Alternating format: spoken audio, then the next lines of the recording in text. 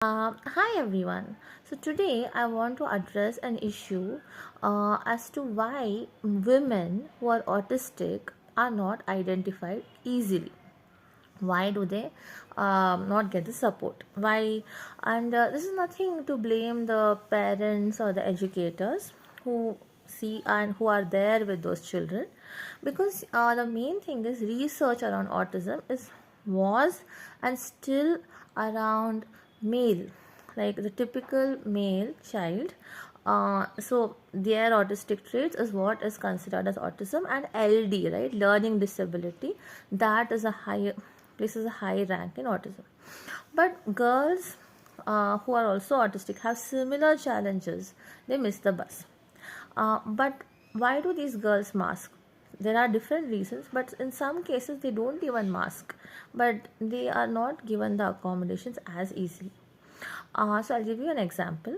I am a left-hander and I write like this, okay, with all my four fingers, and I hold my pencil like this.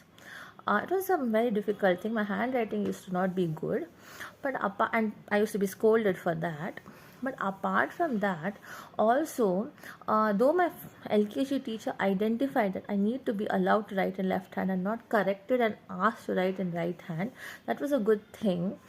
But I needed more support. They didn't know how to, but I don't blame them, because in a school, every classroom has 60 students, okay, and a teacher will not spend time seeing whether this girl who writes in left hand is made to sit such a way that her hand doesn't collide with the wall, that she's always given this the seat such that her hand doesn't touch any other student nor the wall, right, only one particular seat.